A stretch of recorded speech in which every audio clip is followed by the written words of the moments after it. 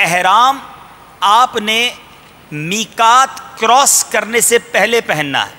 اب بعض اوقات ہوتا یہ ہے کہ کئی حاجیوں کی ڈائریکٹ فلائٹ ہوتی ہے کراچی سے جدہ مثال کے طور پہ، یا مرکز الاولیاء لاہور سے جدہ، تو وہ بے شک اپنے گھر سے احرام پہن کر نفل پڑھ کے چلیں اور جہاز جب فلائی کر جائے تب احرام کی نیت کر لیں۔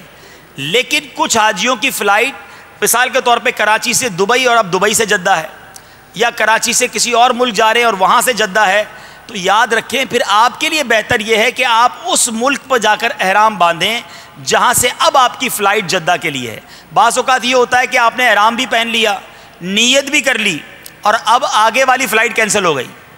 اب حاجی صاحب بیچارے احرام میں اس دوسرے ملک میں بیٹھے ہوئے ہیں ایئرپورٹ پر، ایک ایک دن بعض اوقات گزارنا پڑے گا۔ تو بہتر یہ ہے کہ جب آپ کا آخری اسٹیشن جدہ شریف ہو اس فلائٹ میں آپ بیٹھنے لگیں، اب احرام پہنیں، احرام سے پہلے غسل کریں، اچھی طرح ناخن وغیرہ تراشیں، اپنے جسم پر جو غیر ضروری بال ہیں وہ بھی صاف کریں جو جن بالوں کو اتارنا چاہیے، اور خوشبو لگائیں۔ احرام پہننے سے پہلے خوشبو لگائی جا سکتی ہے، جسم پر بھی احرام پر بھی، نیت کے بعد نہیں لگائی جا سکتی، ٹھیک ہے؟ تو خوشبو لگائیں، اپنے جسم پر لگائیں، اپنے احرام پر لگائیں، لیکن ایسی نہ لگائیں کہ احرام پہ دھبا ہو جائے۔ تو احرام پر خوشبو لگانے کا طریقہ یہ ہے کہ اپنے ہاتھوں پر خوشبو لگائیں اور پھر ہاتھوں کو احرام پر مل لیں، ورنہ کرتے کیا ہے حاجی کہ وہ عطر کی شیشی سے لگا رہے ہوتے ہیں اور احرام پر پھر دھبے بڑے عجیب سے لگتے ہیں، تو ہاتھوں سے لگا لیں۔ اچھا، پھر احرام کے نفل مکروہ وقت نہ ہو تو 2 رکعت نفل بنیت احرام، مرد اس کو سر ڈھانپ کر پڑھ لے۔